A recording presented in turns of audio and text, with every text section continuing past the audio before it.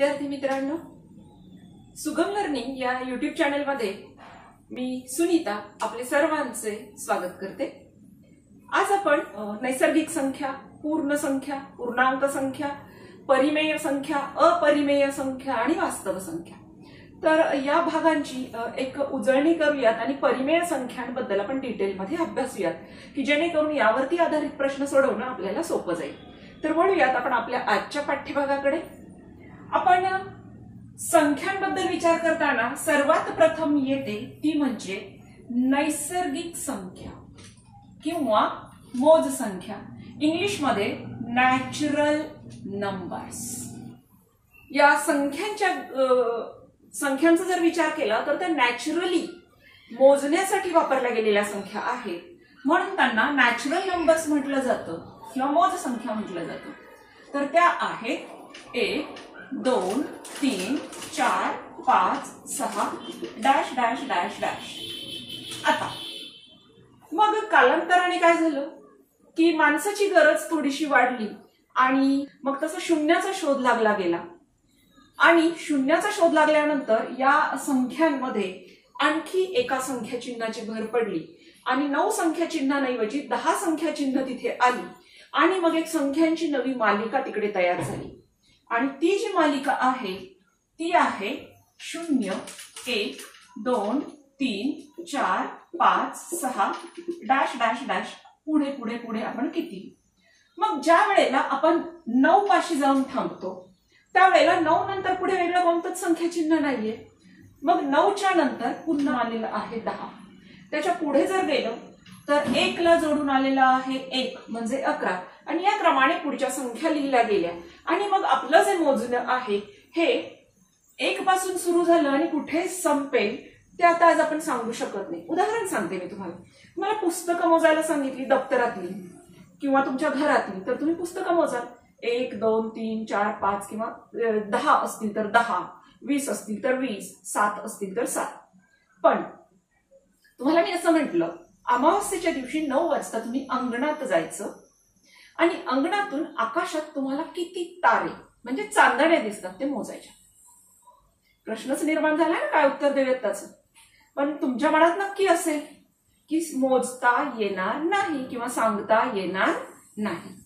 मग आता तुमच्या लक्षात आलं का की आपण मोजायचं कुठेपर्यंत मोजू शकतो ते?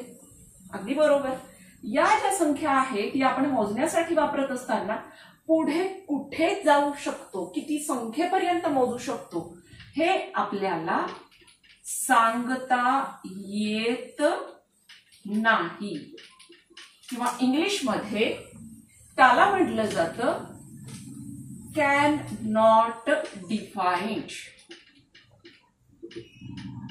आणि मग हा जो संख्यांचा संच आहे तो आहे नॅचरल नंबर्स किंवा नैसर्गिक संख्यांचा आणि तो दर्शविला जातो n ने। पण मगाशीच मी म्हटलं शून्याचा शोध लागल्यानंतर या संख्या चिन्हांबरोबर आणखी एक संख्या चिन्ह आलं आणि ते या 1 च्या डावीकडे लिहिलं गेलं आणि एक संख्यांचा नवीन समूह तयार झाला। हा जो समूह आहे याला म्हटलं गेलं पूर्ण संख्या किंवा होल नंबर्स आणि त्याच्यासाठी अक्षर वापरलं जातं W। आता या ज्या संख्या आहेत या संख्या सुद्धा शून्य जर आपण झाकून टाकलं तर उरलेला जो समूह आहे तो नॅचरल नंबर्स किंवा नैसर्गिक संख्यांप्रमाणेच आहे आणि म्हणून यातीलही जे काउंटिंग जे मोजणं आहे ते शेवटी अखंडपणे कितीही पर्यंत चालू शकतं आणि म्हणून हे सुद्धा शेवटचा जो अंक असेल, लास्ट नंबर असेल तो सांगता येत नाही किंवा कॅन नॉट डिफाईन। तर या 2 संचांचा जर विचार केला तर नॅचरल नंबर्स मध्ये हा जो 1 आहे हा आहे सर्वात लहान नैसर्गिक संख्या किंवा स्मॉलेस्ट नॅचरल नंबर आणि सर्वात मोठी नैसर्गिक संख्या किंवा लार्जेस्ट नॅचरल नंबर हा मात्र आपण सांगू शकत नाही किंवा we cannot define the largest natural number. In the same way while thinking about whole number, पूर्ण संख्यांचा विचार करत असताना आपण सर्वात लहान पूर्ण संख्या म्हणजे स्मॉलेस्ट होल नंबर सांगू शकतो। कोणता? तर तो आहे 0। पण जर आपण उजवीकडे गेलो तर इकडचा जो नंबर असेल तो सांगता येत नाही किंवा कॅनॉट डिफाईन्ड असा असतो आणि म्हणून सर्वात मोठी पूर्ण संख्या किंवा लार्जेस्ट होल नंबर पुन्हा सांगता येत नाही किंवा नॉट डिफाईन्ड. आता यानंतर माणसाची गरज इथेच मोजण्यासाठी थांबली असं नाही. मग काय झालं की व्यवहार सुरू झाले आणि हे व्यवहार सुरू झाल्यानंतर मग देणं घेणं सुरू झालं. आता समजा माझ्याकडे 100 रुपये आहे, दिवसाची सुरुवात आहे, 100 रुपये आहे. मी दिवसभरात काहीतरी काम केलं, मला एका कामाचे मिळाले 25 रुपये, दुसऱ्या कामाचे मिळाले 50 रुपये, तिसऱ्या कामाचे मिळाले पुन्हा 25 रुपये. तर माझे एकूण त्या दिवसाची माझ्याकडची रक्कम किती झाली? 200 रुपये, बरोबर. पण काय झालं की मध्येच मला काहीतरी खरेदी करावी लागली जीवनावश्यक वस्तूंची. जसं म्हणूयात की भाजीपाला. मी तो भाजीपाला खरेदी केला 50 रुपयांचा. त्यानंतर मला किराणा स्टोअर मधून काही सामान आणावं लागलं, ते मला आणावं लागलं 50 रुपयांचं. मग त्या पूर्ण दिवसाचा जर विचार केला तर मला जे 200 रुपये मिळाले ते 200 रुपये माझ्याकडे राहिले का? नाही राहिले. मग किती राहिले सांगा बरं? तुम्ही नक्की सांगाल की तुमचे किती रुपये खर्च झालेले आहेत? 50 अधिक 50 म्हणजे 100 रुपये खर्च झाले. मग हे खर्च झालेले 100 रुपये जर मला दाखवायचे असतील तर त्याच्यासाठी कोणतं चिन्ह वापरावं लागेल? 200तून ते 100 वजा करावे लागतील आणि मग माझ्याकडची रक्कम मिळेल 100. मग इथे हे ऋण चिन्ह आलं, निगेटिव्ह साईन आलं. आणि मग अशा निगेटिव्ह साईन असलेल्या ऋण चिन्ह असलेल्या संख्यांचा विचार आपल्याला करावा लागला आणि मग एक नवीन संख्यांचा समूह तयार झाला. त्या संख्यांच्या समूहाला म्हटलं गेलं इंटिजर्स किंवा पूर्णांक संख्या. म्हणजे आपल्या गरजेतून आपण पूर्णांक संख्यांचा समूह किंवा सेट ऑफ इंटिजर्स तयार केला. हा जो समूह आहे हा आपण आय अक्षराने दर्शवितो. इंटिजर्स किंवा पूर्णांक संख्यांचा समूह आपण आय अक्षराने दाखवतो. मग या संख्यांचा जर विचार केला तर अशी एक रेषा तुम्ही पाहिलेली असेल आणि या रेषेला म्हटलं जातं संख्या रेषा किंवा नंबर लाईन. या नंबर लाईन वरती 2 प्रकारच्या संख्या आहेत. एक शून्यापासून उजवीकडच्या संख्या आणि शून्याच्या डावीकडच्या संख्या, किंवा आपण म्हणूया 3 प्रकारच्या संख्या आहेत. एक आहे हा झिरो आणि दुसरं झिरोच्या उजवीकडच्या संख्या आणि झिरोच्या डावीकडच्या संख्या. मग हा जो सेट आहे हा ज्या संख्यांपासून तयार झाला त्याच्यामध्ये आपण 2 पद्धतीने विचार करू शकतो.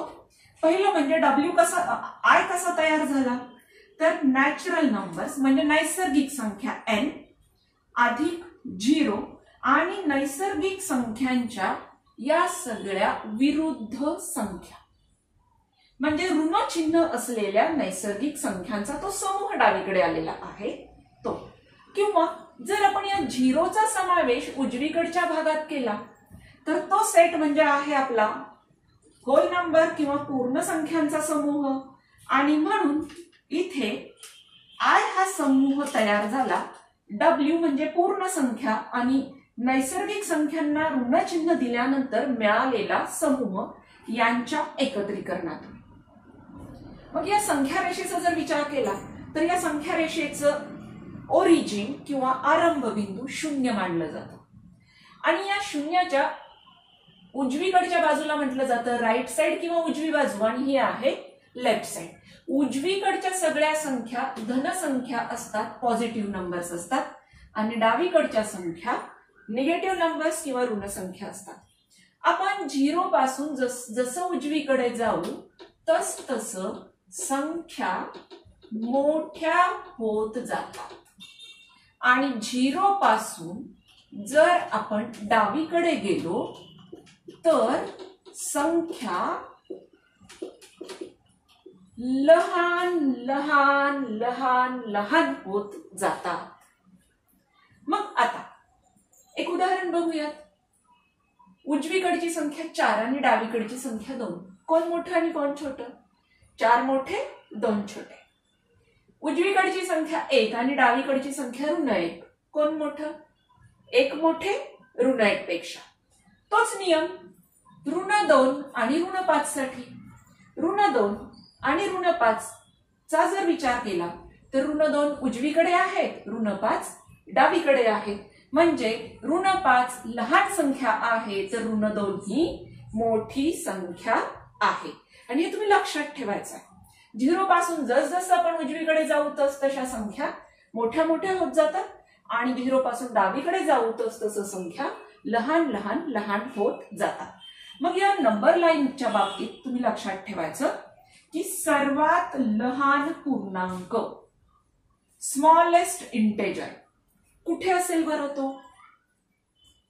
तर डावीकडच्या संख्या लहान लहान लहान होत जातात. आपण इथे ऋण 5 पर्यंत लिहिलंय, पण इकडचं मोजणं काउंटिंग संपलेलं नाही, कारण सगळ्यात मोठी नैसर्गिक संख्या सांगू शकत नाही.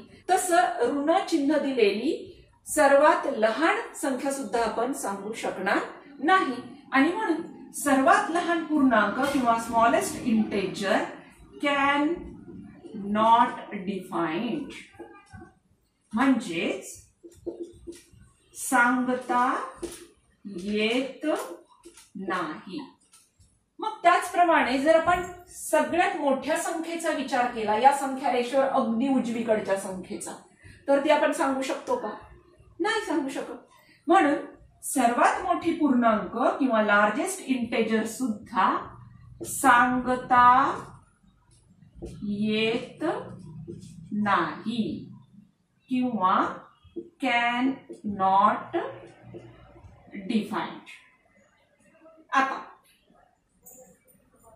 या फक्त ऋण संख्यांचा जर विचार केला तर आपला नियम लक्षात ठेवा. डावीकडे जाताना संख्या लहान होतात, उजवीकडे जाताना संख्या मोठ्या होतात.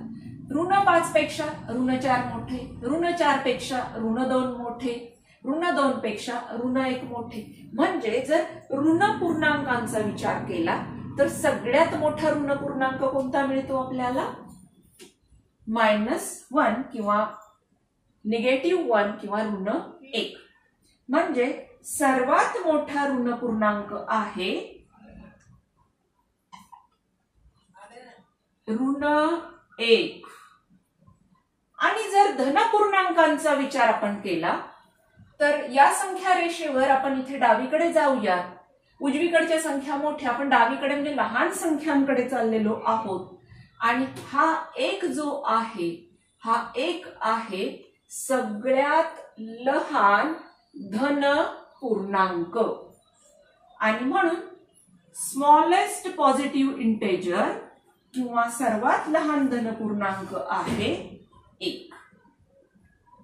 हे सगळं पूर्णांक संख्यांच्या बाबतीत आपण लक्षात ठेवायचं आहे. आता आपण वळतो आहोत चौथ्या संख्या प्रकाराकडे, परिमेय संख्या किंवा रॅशनल नंबर्स.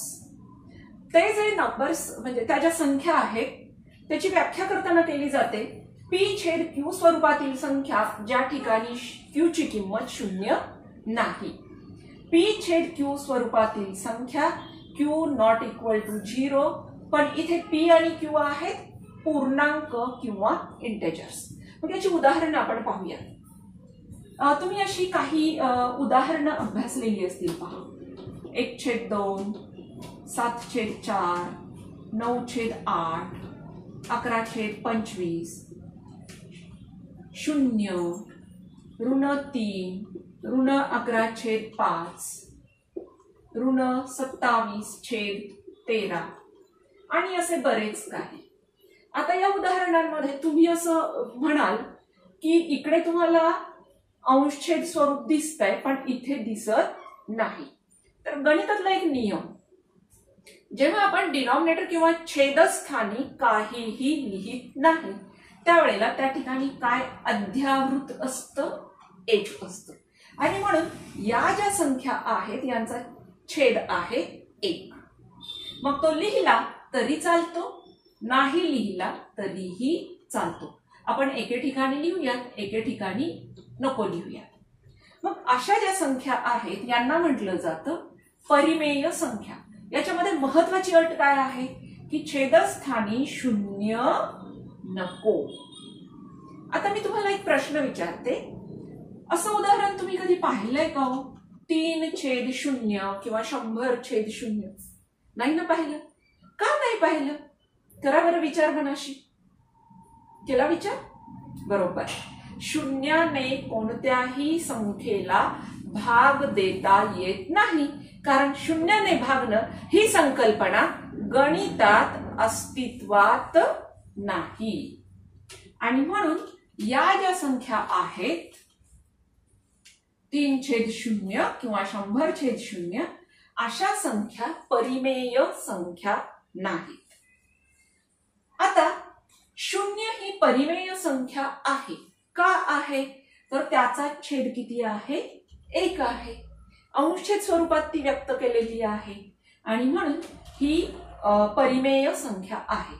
आता या ठिकाणी तुम्हाला हे 0 नैसर्गिक संख्यांमध्ये दिसतं, पूर्ण संख्यांमध्ये दिसतं, पूर्णांक संख्यांमध्ये दिसतं. अजून एक उदाहरण घेऊयात आपण. 20/10. 20/10 म्हणजे 2. तर ही 2 ही संख्या जी आहे ती पुन्हा या 3 ठिकाणी तुम्हाला दिसते. म्हणजे जेव्हा आपण परिमेय संख्यांचा विचार करतो तेव्हा त्याच्यामध्ये नैसर्गिक संख्यांचा समावेश होतो, पूर्ण संख्यांचा समावेश होतो आणि पूर्णांक संख्यांचा सुद्धा समावेश होतो. म्हणून आपण इथे लक्षात ठेवूयात की परिमेय संख्या म्हणजे नैसर्गिक संख्या सगळ्या, पूर्ण संख्या सगळ्या आणि पूर्णांक संख्या सुद्धा सगळ्या, त्यांचा समावेश परिमेय संख्यांमध्ये होतो. त्याच्या व्यतिरिक्त p/q स्वरूपातील अशी जी उदाहरणं आहेत ज्यांचा छेद 0 नाही, यांचा सुद्धा समावेश कशामध्ये होतो? परिमेय संख्यांमध्ये. आता या ज्या परिमेय संख्या आहेत या परिमेय संख्या फक्त याच स्वरूपात मांडलेल्या असतात असं अजिबात नाही. मग ते अजून एका वेगळ्या स्वरूपात मांडलेल्या असतात. त्याला म्हटलं जातं दशांश अपूर्णांक किंवा डेसिमल फ्रॅक्शन. आपण एक उदाहरण घेऊयात. 7/4. 7ला आपण 4ने भागतोय. 4 × 1 = 4, 3 उरले. संख्या नाही म्हणून 0 घेतला, पॉइंट दिला. 4 × 7 = 28, 2 उरले. 4 × 5 = 20. म्हणजे याचं जर अंशछेद स्वरूपातलं रूप बदललं आणि दशांश रूप मांडलं तर ते आपल्याला मिळालं 1.75. या ठिकाणी इथे पुढे भाग देण्याची प्रक्रिया आपली थांबलेली आहे, कारण बाकी 0 उरलेली आहे. मग असं ज्या वेळेला मिळतं त्यावेळेला त्यांना म्हटलं जातं टर्मिनेटिंग डेसिमल फ्रॅक्शन्स किंवा खंडित दशांश अपूर्णांक. याचं आणखी एक उदाहरण. 1/2. 1ला जर 2ने भागलं तर 2 0 0, पुढे पॉइंट 0 घेतला, 2 5 10. म्हणजे इथे आपल्याला मिळालं 0.5. हे जे उदाहरण आहेत या स्वरूपात मांडलेल्या संख्या जिथे पुढे भाग देण्याची प्रक्रिया थांबते आणि बाकी किंवा रिमाइंडर 0 उरतं, त्यावेळेला जे दशांश अपूर्णांक मिळतं त्याला म्हटलं जातं टर्मिनेटिंग डेसिमल फ्रॅक्शन किंवा खंडित दशांश अपूर्णांक, आणि त्या सुद्धा असतात परिमेय संख्या. पण एक उदाहरण तुम्ही पहा. 13ला मी 9ने भागते. 9 × 1 = 9, 4 उरले. 0 घेतला म्हणून पॉइंट दिला. 9 चौक 36, बाकी उरली 4. 9 चौक 36, बाकी उरली 4. पुढे आपण करत जर गेलो तर प्रत्येक वेळेला किती बाकी मिळेल? 4, आणि भाग सुद्धा कितीचा जाईल? 4चा. म्हणजे याचं आपल्याला उत्तर मिळालं 1.44. आणखी एक उदाहरण घेऊया. 22/7. 22ला जर 7ने भागलं तर आपल्याला जे उत्तर मिळतं ते मी इथे काढलेलं आहे आणि त्या ठिकाणी आपल्याला मिळतं 3.1428557. त्याच्यानंतर पुन्हा 1 आलाय. आता इथे बाकी 1 आणि इथे सुद्धा बाकी 1, त्यानंतर इथे बाकी 3 आणि इकडे सुद्धा उरलेली बाकी आहे 3. म्हणजे पुढे आपण करत करत जर गेलो तर 1च्या नंतर आपल्याला मिळेल 4, 4च्या नंतर 2 आणि याप्रमाणे हेच जे अंक आहेत, हा जो गट आहे हाच गट पुढे पुढे मिळेल. म्हणून या ठिकाणी ते उत्तर आपण लिहूयात. 22/7 बरोबर 3.142857 14 डॅश डॅश डॅश.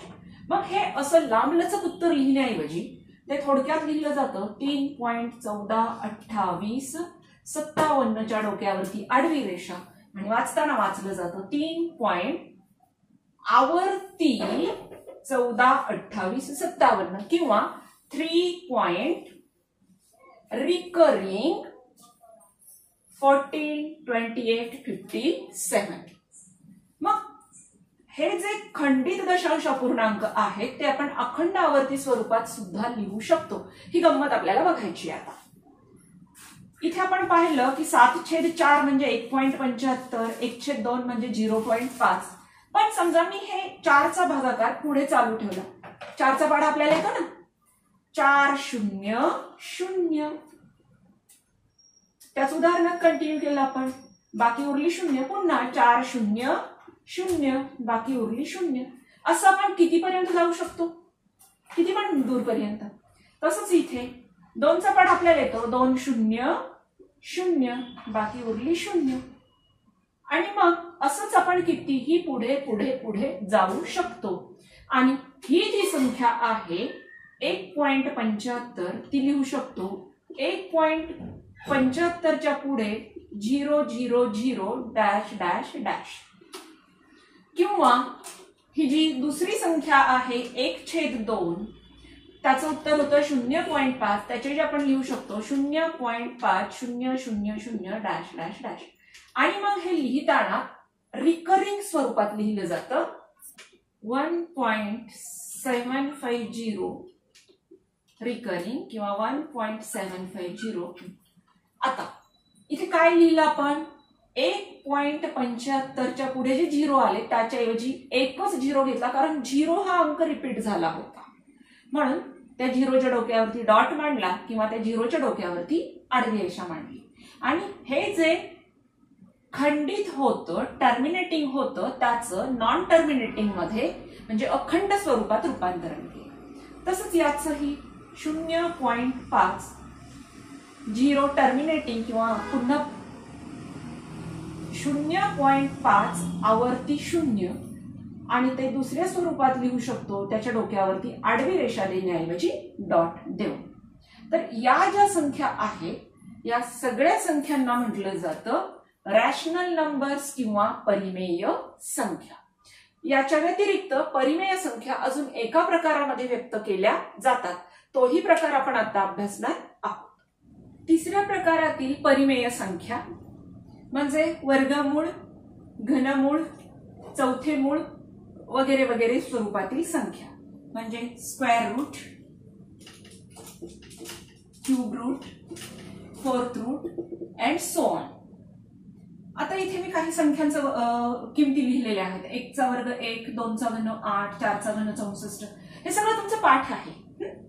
मग इथे त्याच्यावरून तयार केलेल्या संख्या लिहिल्या. वर्गमूळ 1, वर्गमूळ 9, वर्गमूळ 25, वर्गमूळ 81. यात मी ऍडिशनल लिहिते वर्गमूळ 3, वर्गमूळ 11. त्यानंतर इथे घनमूळ 1, घनमूळ 8, घनमूळ 27, घनमूळ 125. त्याचप्रमाणे घनमूळ 25, चौथे मूळ 1, तिसरे मूळ 64, चौथे मूळ 625, चौथे मूळ 15, चौथे मूळ 100, पाचवे मूळ 11, 110, पाचवे मूळ 37. आता ह्या काही संख्या लिहिल्यात पहा. याच्यापैकी 1चं वर्गमूळ निघतं 1, 9चं वर्गमूळ 3, 25चं वर्गमूळ 5, 81चं वर्गमूळ 9. पण 3चं वर्गमूळ जर काढायचं असेल तर तोंडी काढता येतं नाहीये, त्याला भागाकार पद्धती वापरायला लागते. तसंच 11चं सुद्धा याचं वर्गमूळ आपल्याला काढता येत नाही साध्या पद्धतीने. मग 1चं घनमूळ, 1चा कितवाही मूळ काढा किंवा कितवाही घात करा त्याची किंमत 1 असते. याची किंमत पुन्हा 1, इथे किंमत 2, 27चं घनमूळ 3, 125चं घनमूळ 5. पण 25चं घनमूळ कोणत्याच 3 समान संख्यांचा गुणाकार 25 नाही, म्हणून 25चं घनमूळ आपण सहजासहजी काढू शकत नाही. त्यानंतर 1चं चौथं मूळ, पुन्हा किंमत 1, घनमूळ 64 म्हणजे 4, चौथं मूळ 625 म्हणजे 5. पण 15चं चौथं मूळ काढायचंय. कोणत्या 4 समान संख्यांचा गुणाकार 15 येतो का? नाहीये, म्हणजे ही किंमत आपण सहज काढू शकत नाही. 100चं चौथं मूळ नाही काढतायत, तो 10चा वर्ग आहे, मग हे पण सहज काढू शकत नाही. 1चं 5वं मूळ आपल्याला सहज काढता येतं, 32चं 5वं मूळ काढता येतं, पण 110चं 5वं मूळ आपण काढू शकत नाही. 37चं 5वं मूळ, कोणत्याच 5 समान संख्यांचा गुणाकार 37 नाही, म्हणून याचंही 5वं मूळ आपण काढू शकत नाही. तर इथे ज्या ज्या संख्यांना वर्तुळ केलेले आहेत त्या वर्तुळात मांडणी केलेल्या ज्या संख्या आहेत त्या सगळ्या परिमेय संख्या आहेत, कारण त्यांचं सोपं रूप पूर्ण संख्या आलेलं आहे.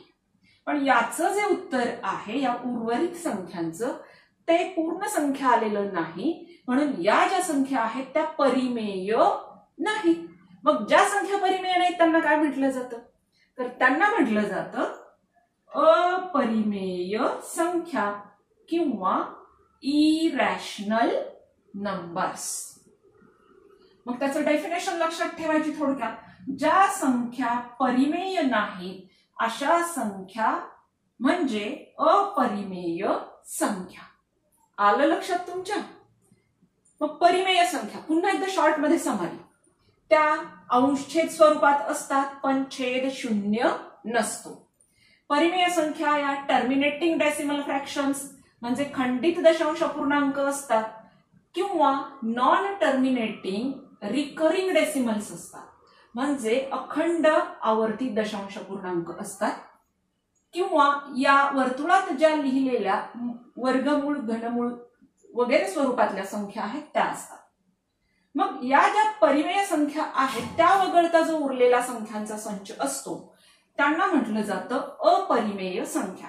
आता या ज्या अपरिमेय संख्या आहेत त्यांच्या बाबतीत एक महत्वाची गोष्ट लक्षात ठेवायची. या अपरिमेय संख्या अखंड अनावर्ती दशांश रूपात असतात. म्हणजे ह्या संख्या जर आपण दशांश रूपात लिहिल्या तर त्यांचं स्वरूप असेल अखंड अनावर्ती दशांश रूप, म्हणजे non terminating non recurring decimal.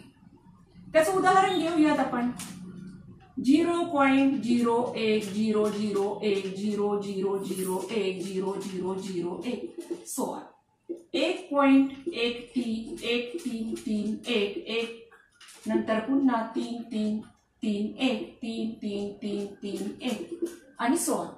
आणि तुम्ही एक ऐकलेलं आहे का, पाय, आपला पाय नाही, गणितातला पाय. हा जो पाय आहे याची किंमत आपण 22/7 घेतो, बरोबर. आणि 22/7 हे या स्वरूपात मिळतं हे आपण अभ्यासलं. पण ऍक्च्युअली जर या पायचा विचार केला तर हे पाय म्हणजे 22/7 नसून पाय हे आहे परिघ आणि व्यास यांचं गुणोत्तर. परिघ म्हणजे वर्तुळाचा परिघ, सर्कम्फरन्स C आणि डायमीटर D. मग हा जो पाय आहे या पायची किंमत जर काढायची ठरवली तर सुपर कॉम्प्युटर मध्ये सुद्धा त्याची किंमत निघू शकत नाही. पॉइंटच्या पुढे जितक्या संख्या शक्य आहेत, म्हणजे अगदी ट्रिलियन्स पर्यंत, लक्षावधी अंकापर्यंत जरी आपण भाग देत राहिलो तरीही कोणताही अंक गट तिथे पुन्हा पुन्हा रिपीट होत नाही. आणि म्हणून हे एक लक्षात ठेवायचं की पाय ही अपरिमेय संख्या आहे, इरॅशनल नंबर आहे. पण 22/7 मात्र परिमेय संख्या आहे. मग अपरिमेय संख्यांच्या बाबतीत किंवा इरॅशनल नंबरच्या बाबतीत काय लक्षात ठेवायचं की ते अखंड अनावर्ती दशांश रूपात लिहिले जातात किंवा non terminating non recurring decimal form मध्ये लिहिले जातात.